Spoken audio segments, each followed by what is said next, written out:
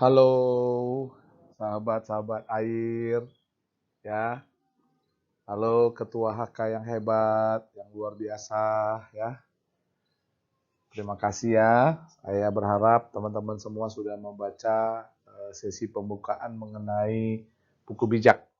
Hari ini kita akan mulai masuk ke materi kita untuk yang tanggal 1. Ya, mari kita belajar bersama mengenai buku bijak untuk tanggal 1.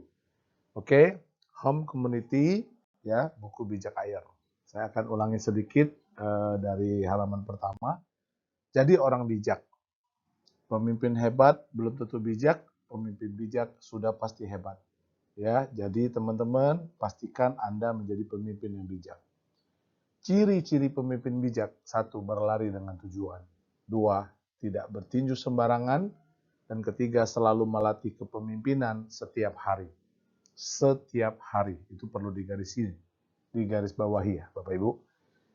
Lalu selanjutnya, perlombaan kita bukan lomba lari cepat, akan tetapi lomba lari jarak jauh.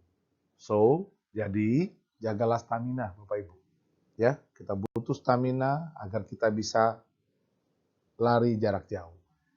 Jangan seperti Coca-Cola yang dikocok. Saya disclaimer ya, ini ya, Coca-Cola ya hanya sebagai contoh ya. Oke. Cara jaga stamina. Yang pertama, andalkan Tuhan.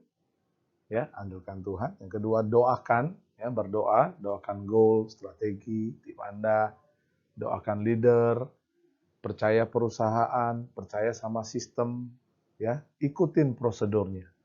Komitmen dan persistence, ya, persisten itu gigih, ya, nggak gampang nyerah, gitu ya. Lalu yang terakhir, nempel dengan sumbernya. Ya, sumber kita siapa? Tuhan. Ingat, sekuat apapun kita, sehebat apapun kita, kalau Tuhan nggak memberikan izin, ya, jadi lebih berat. Ya, oke. Selalu berdoa, libatkan Tuhan dalam segala hal. Kenapa harus berdoa? Karena masa depan adalah misteri.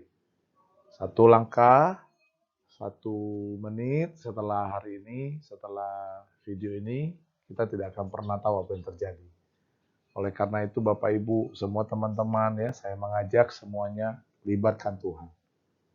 Ya, libatkan Tuhan. Oke? Pemimpin yang bijak adalah pemimpin yang fokus dengan goal, ya. Pemimpin tersebut tidak mudah kecewa, nggak mudah capek, nggak males, nggak kesel, nggak bosenan, nggak ngeluh, nggak marah, nggak apalagi. Bapak Ibu boleh isi di bawah itu. Ya, ini cerita tentang value ya, Bapak Ibu nilai. Nilai apa yang Bapak Ibu pengen bangun dalam hidup Bapak Ibu. Ya, dan itu tidak bisa ikut-ikutan. Karena setiap value punya sebuah perjuangan. Ya, dan nilai dari value itu sendiri itu akan berbeda-beda. Oke? Lanjut ya. Oke, masuk tanggal 1. Buku bijak ini mengajar bagaimana orang dapat hidup dengan bijaksana, jujur, adil, dan benar.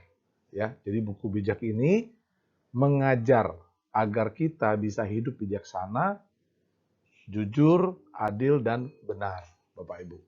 Ya, ternyata untuk menjadi bijak, menjadi jujur, menjadi adil dan benar itu harus belajar dan diajari. Dia tidak tiba-tiba langsung jadi jujur, langsung jadi adil, tidak Bapak Ibu. Ya, dia harus diajari. Dan setelah diajari, dia tahu dia mesti dilatih. Nah, dilatih Bapak Ibu. Kenapa? Kalau tidak dilatih, terkadang kita suka punya alasan untuk tidak jujur, untuk tidak adil, dan untuk tidak benar. Dan saya informasikan bahwa pasti punya alasan. Pasti. Pasti. Ya, jadi sangat pasti punya alasan untuk menjadi tidak bijaksana. Pasti punya alasan untuk tidak menjadi jujur, tidak jadi adil, dan tidak jadi benar. Oke? Jadi belajar, setelah belajar kita tahu kita mesti latihan. Oke, kita mesti berlatih. Oke. Setiap hari. Ya, jangan seminggu sekali. Oke. Orang yang tidak berpengalaman diajarnya sehingga mempunyai pikiran yang tajam, Bapak Ibu. Ya, tajam, bukan cuma sekedar punya pikiran. Kalau punya pikiran mah semua orang punya, tapi pikirannya tajam. Dan orang muda diajarnya, ya, si buku bijak ini mengajar anak muda atau orang muda menjadi orang yang pandai dan dapat berpikir secara dewasa, Bapak Ibu. Nah, itu dia. Ya. Jadi orang yang tidak berpengalaman diajar ini sehingga punya pikiran yang tajam. Pak, saya nggak punya pengalaman, Pak, jadi ketua HK. Saya aja baru bergabung seminggu, sebulan. Nggak apa-apa, Bapak Ibu. Selama Bapak Ibu mau belajar tentang kebijaksanaan ini, bisa pasti. Menjadi rendah hati, menjadi gelas yang kosong.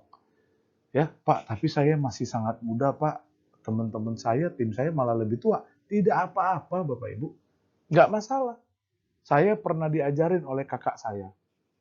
Dia bilang gini, Bastri, jangan seorang pun menganggap engkau rendah karena engkau muda. Jangan. Kamu jangan minder. Tapi, jadilah teladan. Dalam omonganmu, dalam cara berpikirmu, dalam tindakanmu, ya, dalam cara kamu mengambil keputusan. Jadi teladan. Nanti orang respect sama kamu. Jadi hari ini Bapak Ibu tidak peduli bagaimanapun latar belakang Anda, nggak peduli masa lalu Anda seperti apa, saya mau kasih tahu itu. Itu adalah masa lalu dan sudah berlalu. Dan tidak penting. Kalau suatu hari Bapak Ibu ketemu seseorang lalu dia berkata, Basri, lu kan dulu gitu. Iya, itu kan dulu. Nah, kenapa? Karena kita sudah belajar menjadi bijak dan kita siap melatih diri kita untuk menjadi bijak, jujur, adil, dan benar, Bapak Ibu. So, jangan terpengaruh. Oke, ingat Bapak Ibu, jadilah value. Jadilah value. Punya value maksud saya. Ya, sehingga omongan orang itu tidak akan berdampak apapun. Hari ini, mulai detik ini, pilihlah orang-orang tertentu yang Anda mau dengarkan. Jangan dengarkan semua orang. Anda bingung, Bapak Ibu. Ya, jangan dengarkan semua orang. Ya, ya mungkin yang paling harus kita dengarkan orang bilang orang tua. Tapi saya bilang belum tentu. Belum tentu, Bapak Ibu. Loh, Pak Basri kok aneh? Kok ngomongnya begitu? Nah, maksud saya segini, Bapak Ibu. Suatu hari mama saya pernah tanya saya, ya, karena saya ini bandel gitu ya, karena saya ini nakal, mama saya tanya, dia bilang gini, Basri, menurut kamu, mama lebih pengalaman atau kamu lebih pengalaman? Waktu saya dengar pertanyaan tersebut, saya langsung berpikir, wah ini mama saya mau jebak saya nih. Kalau saya bilang saya lebih berpengalaman, wah itu pasti dia ngomel. Lu iya dong, dia udah gedein saya, ngelahirin saya, sekolahin saya. Masa saya lebih berpengalaman dari mama saya? Ya nggak Bapak Ibu? Kalau saya bilang mama saya lebih berpengalaman, nanti mama saya bilang gini, kenapa kamu nggak nurut sama mama? Iya kan? Harusnya kamu nurut karena mama lebih pengalaman. Saya sempat bingung dan pada akhirnya saya punya jawaban. Saya bilang, Mak, tergantung. Loh, kok tergantung kata mama saya? Iya dong, saya bilang. Kalau urusan gedein anak, urus suami, ya, urus anak. Oh, saya mah berani jamin mama pasti punya pengalaman. Bahkan mungkin orang terbaik di dunia ini, saya bilang gitu. Ya, karena nggak ada yang lebih baik dari mama saya. Ya, tapi mah, coba saya tanya. Kalau soal jalan di Jakarta, mama tahu nggak? Tuh, contoh nih, dari Kemangisan pergi Mangga 2, mama tahu nggak? Dia langsung diem, Bapak Ibu. Dia diem. Ya, bener ya, Bapak Ibu. Ya, dia cuma diam, dia lanjut masak lagi, dia nggak mau bahas. Ya, Bapak Ibu tahu, saya itu kisah yang sangat saya ingat banget. Ya, nah hari ini saya kasih tahu, Bapak Ibu, waktu saya ceritakan hal ini, bukan berarti saya suruh Bapak Ibu jadi seorang pembangkang pemberontak yang nggak nurut, bukan. Saya ceritakan hal ini karena saya merasa sangat yakin, menurut pendapat saya, bahwa apa yang kita kerjakan ini sudah di jalur yang benar. Saya tidak bilang bahwa apa yang kita kerjakan itu lancar jaya, mudah, enggak. Pasti ada tantangannya. Nah, Kenapa kita bikin home community ini, lalu kita belajar jadi bijak? Saya yakin, sebesar apapun tantangan itu ke depan, selama ada Tuhan dan ada teman-teman semua yang siap berdiri bersama-sama, bergandengan tangan di sini. Saya berani yakin seyakin-yakinnya, Bapak Ibu, tidak ada yang bisa. Tidak ada yang bisa menghalangi kita. Tidak ada tantangan yang besar. Nah, itu Bapak Ibu. Jadi pastikan hari ini semua ketua HK mengerti. Ya, kita jadi ketua HK bukan untuk bersaing, tapi untuk bersatu. Ya, kenapa? Karena kita sedang mengerjakan sebuah proyek besar, bukan proyek Anda dan saya, tapi proyek kita. Ya, jadi Bapak Ibu, kita harus punya pikiran yang tajam. Tidak peduli orang ngomong apa tentang Anda. Hari ini saya mau kasih tahu bahwa Anda orang hebat. Setiap pagi, cari kaca, lihat muka Anda, lalu katakan kepada diri Anda bahwa, "Hei Basri, lu tuh orang paling hebat." Kalau ada pikiran yang menghantui, yang mengintimidasi, tapi kasih tahu dia. Stop, jangan mau dibohongi. Basri itu orang hebat. Titik, tidak ada koma, nggak pakai tapi, nggak pakai cuma. That's it, selesai. Ya, itu Bapak Ibu. Jadi siapapun Anda hari ini, siapapun saya hari ini, itu tidak penting. Selama kita mau belajar jadi orang bijaksana, siap melatih setiap hari, siap belajar, siap berubah, mari kita lakukan. Ya, dengan buku bijak ini, orang bijaksana pun akan bertambah pengetahuannya. Pak, saya ini udah bijak, saya udah pinter, Pak. Saya ini udah melalang buana, Pak. Gak apa-apa. Kan biar tambah bijak, Bapak Ibu. Ya. Tapi dia nggak mau, Pak. Ya sudah, jangan dipaksa.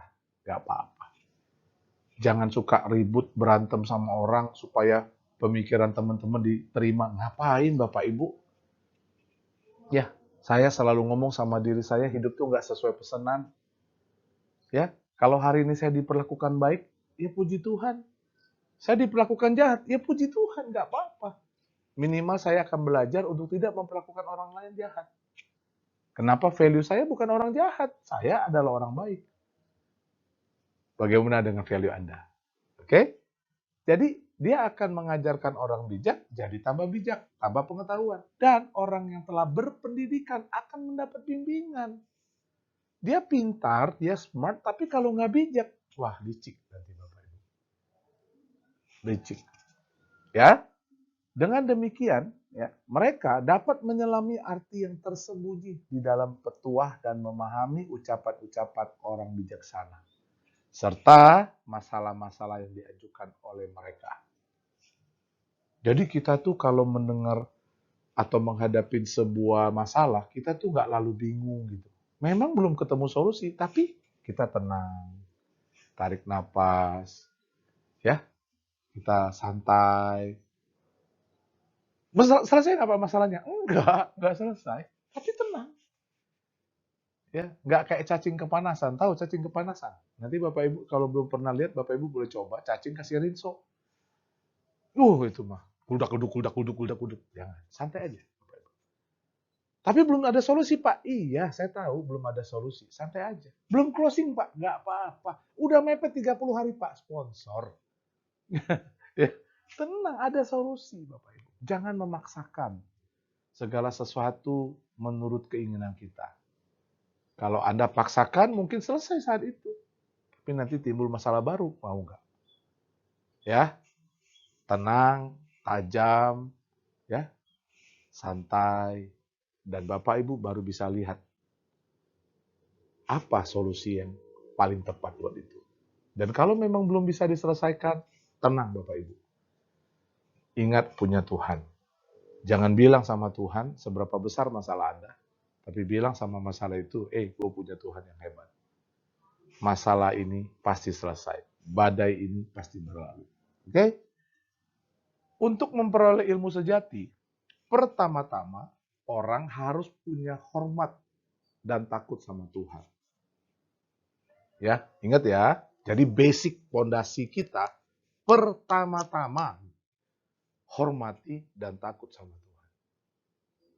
Kalau ada Bapak Ibu yang hari ini ngerasa nggak butuh Tuhan, yang kecewa sama Tuhan, ya, yang merasa kayaknya udah speechless sama Tuhan, Tuhan itu nggak ada, Pak. Nah, Bapak Ibu, coba ingat-ingat, sebenarnya Tuhan tinggalin Anda atau Anda tinggalin Tuhan? Saya bukan pendeta, tapi coba Bapak Ibu ingat-ingat. Ya, kita yang tinggalin Tuhan atau Tuhan yang tinggalin kita? Ya, kalau Tuhan tinggalin Anda, ya saya nggak bisa ngomong apa-apa. Tapi kalau Anda yang tinggalin Tuhan, Anda yang tidak puas, Anda yang buat salah, Anda rasa Tuhan nggak tolong, Anda yang ngambek, Anda yang baper, Anda yang ngerasa kecewa, coba bayangin. Jangankan Tuhan, mungkin saya pun nggak peduli. Mungkin Anda juga nggak peduli. Dia yang buat salah, dia yang kecewa, dia yang buat salah, dia yang marah, dia yang buat salah, dia yang kabur. Ya, dia yang buat salah, dia menyendiri. Teman-teman nonton satu video klip, itu yang main Andy Lau, itu bintang film China, ya Andy Lau Liu Tohua. Judul lagu video klipnya itu Everyone is Number One. Saya nonton itu sangat menginspirasi. Itulah menjadikan saya bangga, pede abis, paling ganteng. Wah. Kenapa? Everyone is number one. You are number one. Anda adalah orang nomor satu. Anda limited edition. Nama Anda boleh sama dengan orang lain. Mungkin muka Anda boleh mirip sama orang lain, tapi limited edition. Ya, bilang sama diri Anda, saya ini limited edition. Ya, nggak ada duanya di dunia ini, Bapak Ibu. Ya, di situ menceritakan bagaimana Andy Lau tadi seorang pelomba lari yang selalu menang, punya banyak piala, lalu dia ketabrak, kecelakaan. Dia putus asa. Dia marah sama semua orang, termasuk sama Tuhan. Tuh, lihat, aneh nggak? Orang mungkin tabrak dia, mungkin dia yang salah jalan, patah kaki, tapi dia kecewa sama Tuhan, marah sama keluarga. Please stop dulu, tunggu dulu, weh. Kalau Anda kena musibah, kalau Anda ada masalah, kalau Anda kena sesuatu yang nggak cocok atau yang Anda nggak bisa terima, please, diam dulu, jangan salahin orang. Jangan salahin keadaan. Saya tahu, Tuhan tuh kan berkuasa, Pak. Kan dia bisa jagain saya. Dia emang bodyguard. Percaya nggak bahwa Tuhan izinkan semua itu terjadi untuk mendatangkan kebaikan, biar kita belajar. Andi lo nggak bisa terima itu, Bapak Ibu. Dia marah. Semua orang yang datang jenguk dia diusir. Semua piala-piala dulu dibuang. Nggak ada yang dia mau pegang lagi. Dia menyendiri. Ya, dia tugas kerjanya minum, mabok. Tutup pintu, lampu gelap, mati. Pertanyaannya, apakah Tuhan dan keluarganya tinggalin dia? Atau dia yang pergi lari jauh-jauh dari Tuhan dan keluarganya? Tapi ingat Bapak Ibu, Tuhan tuh nggak pernah menyerah sama kita. Dia selalu tunggu kita pulang. Pada suatu kejadian, ya dia lagi nonton TV, Andy Lau dengar ada sebuah kecelakaan. Dalam kecelakaan itu ada seorang anak kecil patah kaki. Dia ikutin terus berita itu. Ikutin sampai satu ketika ya dia putuskan untuk datang ke rumah sakit di mana anak itu berobat. Ya, pakai kursi roda, Bapak Ibu. Nggak ada yang nganterin, nggak ada keluarga yang tahu. Dia datang sendiri. Dia duduk kursi roda, dia pergi ke rumah sakit. Bapak Ibu tahu, waktu dia mau permisi ke keluarga anak itu bilang jangan deket-deket. Anak itu sekarang sensitif, galak banget. Dia dari kemarin udah nggak mau ketemu orang. Semua orang yang datang diusir sama anak itu. Tapi Andy Lau dengan santai. Dia duduk di kursi roda. Dia buka pintu. Bapak Ibu tahu waktu dia buka pintu, dia lempar sama anak itu. Ada gelas, dilempar gelas. Ya, semuanya di gelas. Oke. Ya. Jadi akhirnya semua orang bingung. Nah, tapi Andy Lau tidak menyerah, Bapak Ibu. Dia duduk, dia dorong kursi rodanya sampai ketemu anak itu. Bapak Ibu tahu, Dia nggak ngomong banyak, dia cuma angkat celana panjangnya, dia kasih lihat. Anak itu diem. Lalu Andi Lau bilang gini, dulu saya sama seperti mereka. Sekarang saya sama seperti Anda. Bapak Ibu, Andi Lau akhirnya mengerti dan menyadari kenapa Tuhan izinkan dia mengalami itu. Karena dia punya kesiapan dan punya kekuatan lebih dari orang lain.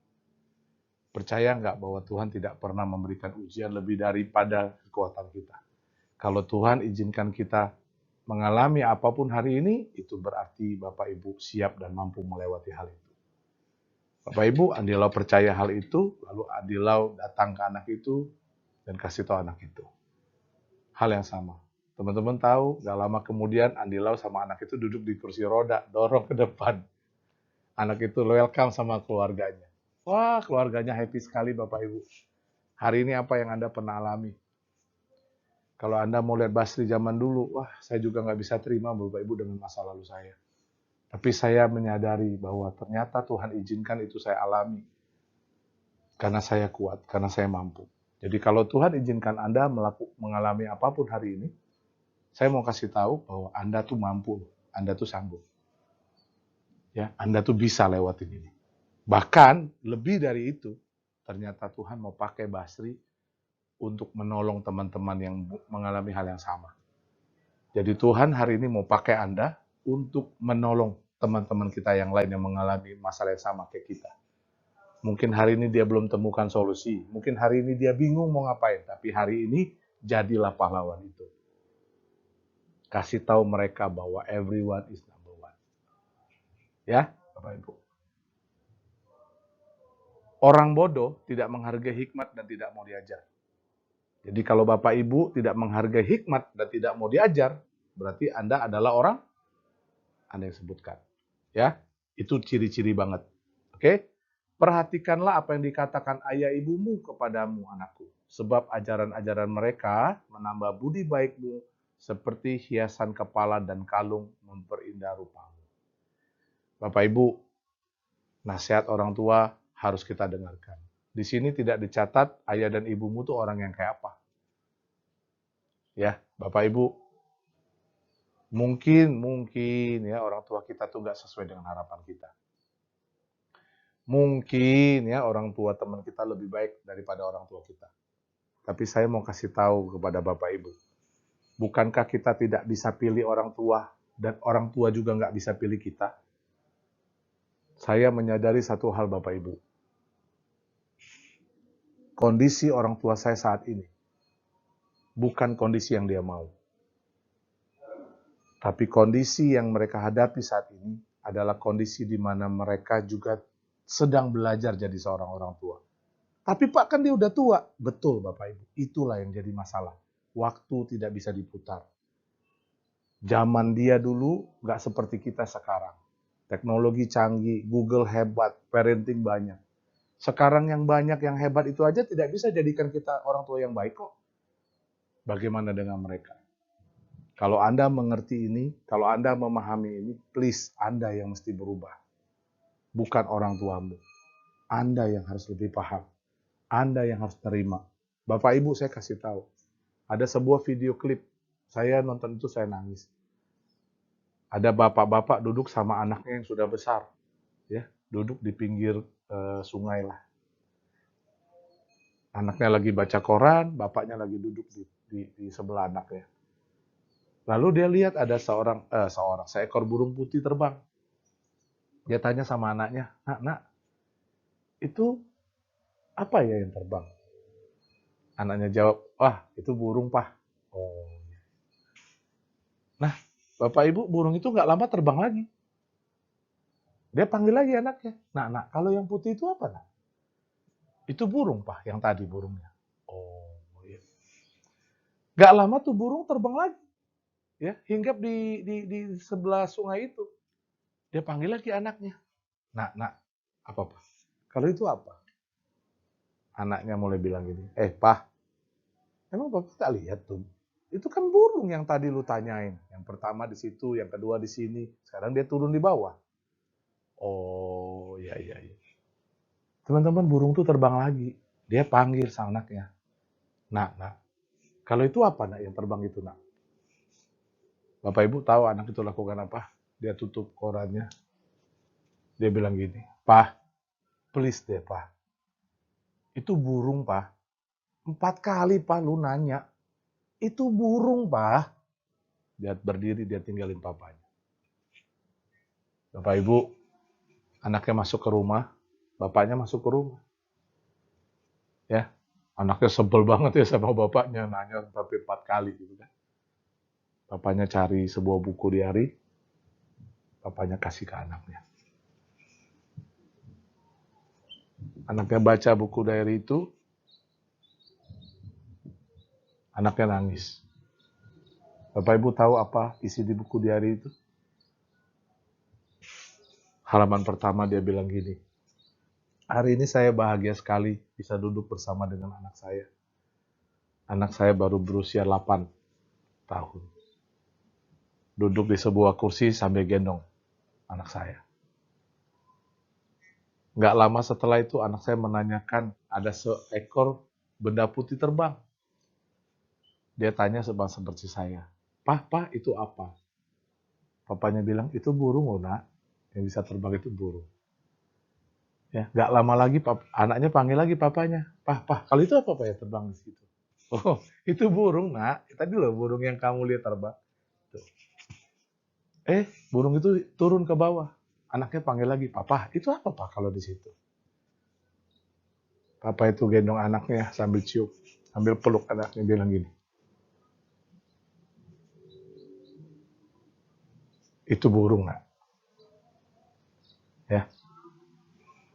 Lalu burung itu terbang dan dia tanya lagi, kalau itu apa Pak? Ya, papanya bilang, kamu gemesin sekali sih. Ya, itu burung loh sayang. Ya, ingat ya, burung itu kalau dia terbang ada sayap, ya tidak semuanya putih, ya. Tapi kalau yang terbang itu namanya burung. Ya. Oke. Anaknya tutup buku itu, anaknya nangis. Dia datang di papanya, dia peluk. Sorry ya, Pak. Ternyata saya kurang sabar. Hari ini Bapak Ibu, cerita ini menurut saya luar biasa sekali. Kadang-kadang orang tua kita dengan kesibukannya gedein nama anak loh. Ada yang 4, ada yang 9. Mereka setiap hari kerja, sakit tulang, sakit pinggang, tahan. Mau baju bagus, tahan. Buat apa? Buat kita. Sekarang kita udah bisa cari duit ya. Udah pinter ngomong, udah pinter jawab. Tapi kita panggil dia Papa Mama. Saya ajak Bapak Ibu hari ini di tanggal 1 ini, sayangi orang tua kita. Saya tahu mereka terbatas, mereka nggak bisa, tapi Bapak Ibu percayalah. Ya, apa yang dia rasakan, apa yang dia alami saat ini, bukan kemauan dia. Makanya di sini perhatikanlah apa yang dikatakan ayah dan ibumu kepadamu, anakku. Sebab ajaran-ajaran mereka menambah budi baikmu seperti hiasan kepala dan kalung memperindah rupamu. Kalau ada kesempatan, saya ajak Bapak Ibu peluk mereka hari ini. Kalau jauh jaraknya, telepon mereka. Say I love you. Bilang sama dia, saya kangen sama Papa Mama. Kalau Bapak Ibu diingetin sebuah kesalahan, minta maaf lah. Itu orang tua, woi. Itu orang tua kita yang lahirin kita dengan nyawanya. Berkorban buat kita. Tapi Pak, orang tua saya buat salah. Sudahlah, teman-teman. Sudahlah.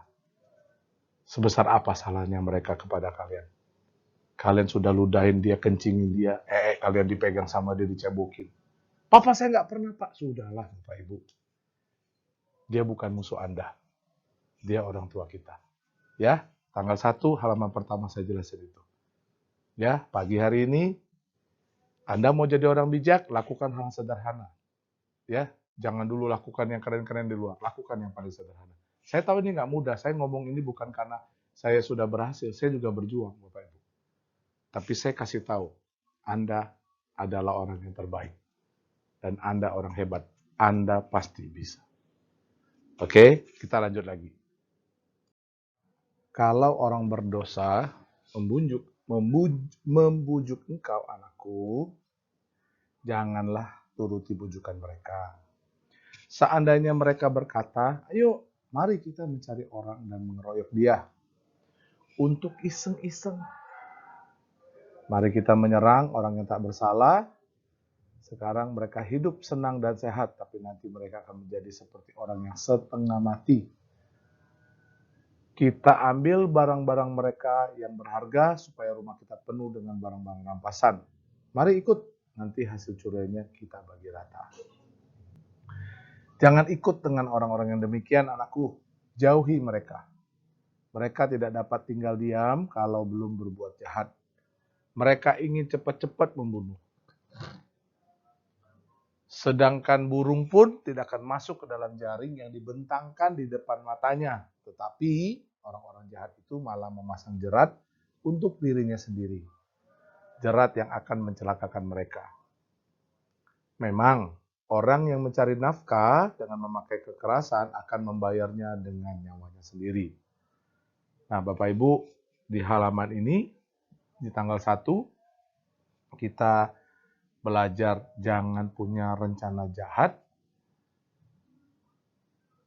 atau jangan ikut dengan rencana jahat. Jadi kalau Bapak Ibu ada di sebuah lingkungan, sebuah komunitas, sebuah persahabatan, sebuah cycle, komunitas, whatever ya, apapun teman-teman sebutkan itu, saran saya tinggalkan. Kejahatannya mungkin tidak separah ini ya Bapak Ibu, karena ini Raja Sulaiman tulis 3.000 tahun yang lalu ya. Jadi mungkin kalau dulu tuh kejahatannya tuh merampok gitu ya. Kalau sekarang mungkin kejahatannya nggak kayak gini ya, nggak ngerampok atau membunuh orang tuh nggak kayak gitu. Kejahatannya mungkin kita lebih yang ngomongin orang ngegibah ya, terus mungkin yang punya siasat-siasat yang kurang baik, atau mungkin malah kita ngebully, atau mungkin kita malah menggagalkan atau punya keinginan-keinginan jelek, doa-doa yang nggak baik. Pokoknya segala sesuatu yang teman-teman tidak suka diperlakukan, itu jangan perlakukan orang lain. Kuncinya di situ. Jadi perlakukanlah orang lain seperti Anda ingin diperlakukan. Nah, saya mungkin lebih ringkasnya saya bilang itu hukum cermin ya, Bapak Ibu. Hukum cermin itu kalau Bapak, Ibu, teman-teman semua ada di depan cermin, berdiri, di depan cermin ya, bukan kaca, cermin ya. Bapak Ibu, ketika Bapak Ibu angkat tangan kanan, yang diangkat pasti tangan kanan. Ya sekalipun berlawanan, tapi tetap tangan kanan. Lalu kalau Bapak Ibu geleng ke kepala, dia juga geleng-geleng kepala. Ya. Jadi perlakukanlah orang lain seperti Anda ingin diperlakukan. Oke? Anda nggak pengen kan diomongin orang di belakang, jangan omongin orang. Anda nggak pengen kan digosipin, dibully, dikata-katain. Anda pengennya disupport, dipuji, lakukan itu terhadap orang lain. Oke, tapi ingat jangan berlebihan. Oke? Nggak boleh berlebihan. Memuji orang itu harus dari hati, bukan dari mulut. Ya, kalau dari hati itu ya kita puji, kita nggak merasakan sesuatu, kita keluar dari mulut tulus. Ada juga yang bilang gini, Pak Basri, dia itu mah cuman mulutnya doang Pak jahat, hatinya enggak. Ya nggak mungkin lah Bapak Ibu. Nggak mungkin. Bener, saat itu dia nggak sejahat itu, bener. Tapi percaya saya, sebenarnya di hatinya udah ada itu. Cuman dia mengeluarkannya dengan cara yang berbeda.